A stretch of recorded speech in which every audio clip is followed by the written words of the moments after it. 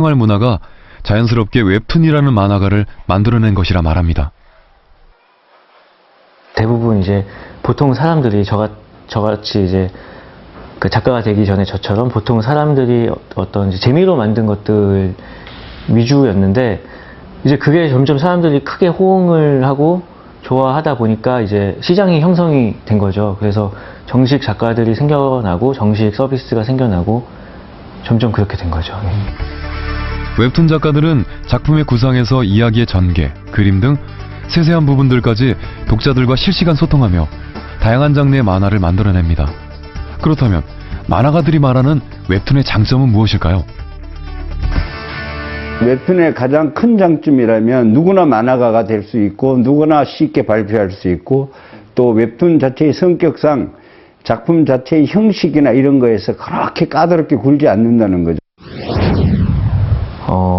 아무래도 진입 장벽이 낮아지다 보니까, 그러니까 만화를 그리지 않던, 그러니까 다른 일을 하던 사람들도 만화를 그려서 올리고 그러다 보니까 이야기 소재의 폭이 굉장히 넓어졌어요.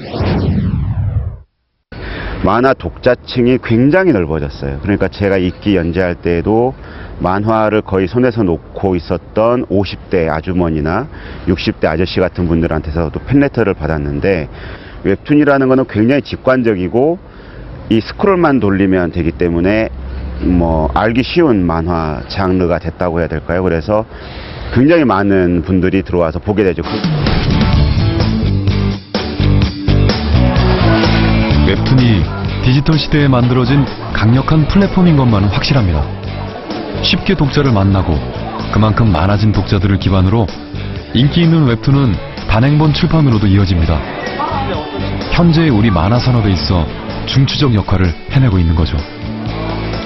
하지만 기성 작가들은 웹툰의 퀄리티와 비전에 대해 우려와 고민을 하기도 합니다. 그 포털의 어떤 성격상 보면 그 작가들이 소모성이라는 거예요. 포털이라는 그 매체에 들어가서 경쟁을 하다 보면 쉴 시간도 없고, 그리고 많은 양을 올려줘야 되니까, 그러다 보면 그림이라든지 스토리라든지 이런데 그 밀도를 높이기가 어렵죠.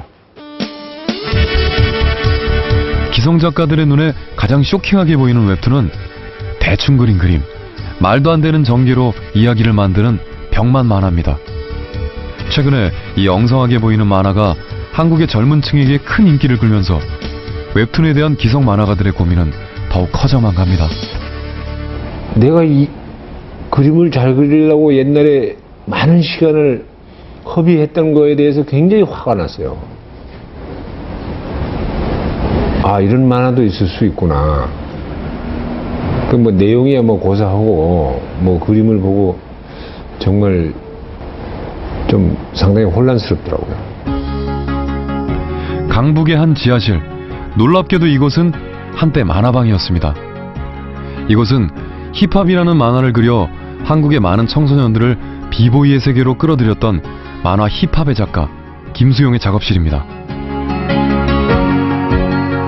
만화 힙합은 첫 번째 한류 문화 상품이라 할 수 있는 한국의 비보이들을 세계로 진출시키는데 지대한 영향을 미친 작품이기도 합니다.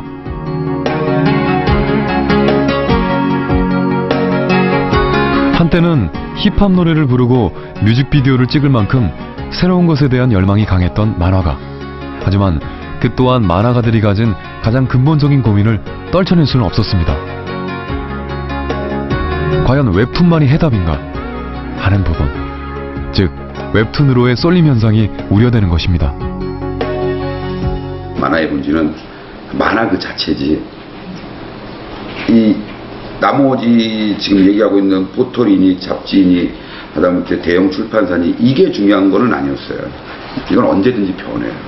그래서 지금 다들 걱정이 되는 일이 그 어느 한 곳에 종속된다는 거, 그쪽으로 모든 거를 포맷을 맞춰서 한쪽으로 모든 자본이 들어가고 모든 작가들이 그쪽으로 흐르고, 이거는 절대로 그렇게 해서는 안 될 일 중에 하나거든요.